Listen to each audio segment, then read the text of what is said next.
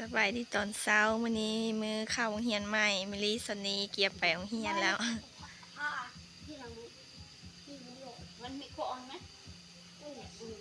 ดี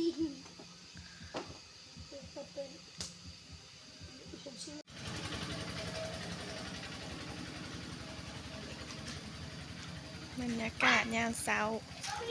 ที่บ้านมิลี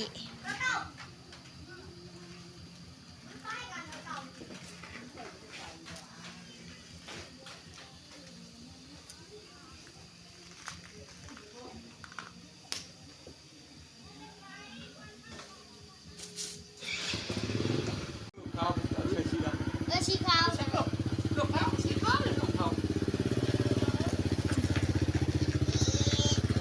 โรงเรียนกันนะมีในเซลอ่ะผมมีไปซื้ออยู่ไปซื้อเอาอยู่บนไหนนั่นแล้วก็พูดไปซื้อเด้อเอาบนไหนได้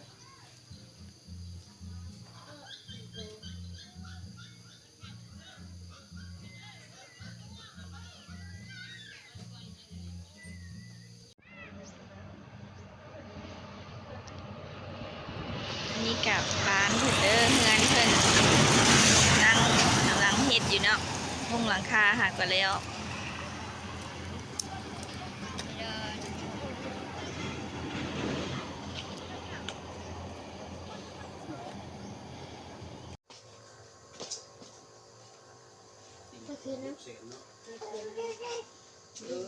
ลูกเอาไปหน้า เดี๋ยวก็ใกล้เนาะ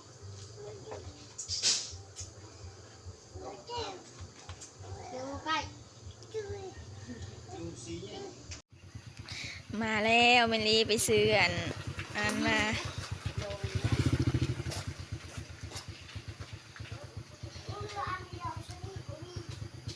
ไปซื้อตลาดได้ไปซื้อแล้วก็ไปพูดเงินแก้ใหม่ไป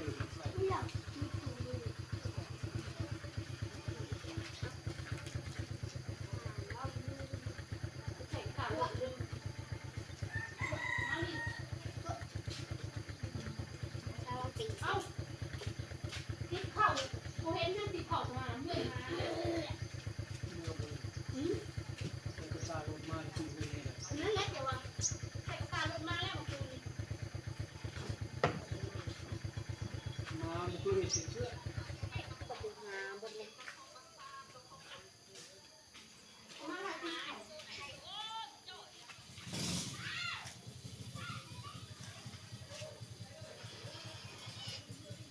มาจะไปถึง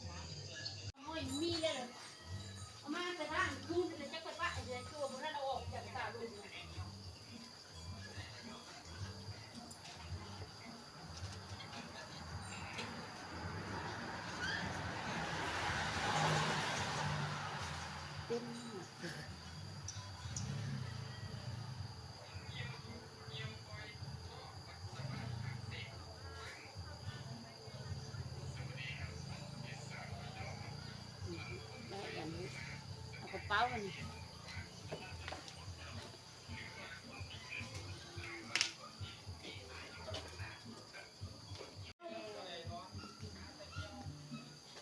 ี่กินแป๊บใช้กันเสียมัน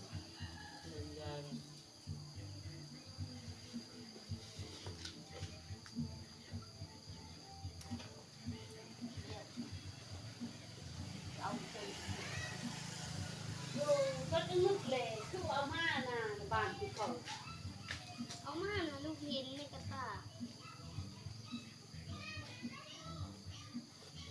ตา บ่ได้เอามา ใส่กระตาโลได้มาแล้วก่อนยืนในเจ้าจะเมงอันพ่อมีเล็กอันพ่อมี บ่มี บ่ มาซื้อซี่น่ะมีแต่ผง บิลลี่ไปโรงเรียนก่อนเด้อทุกคนเด้อบ๊ายบาย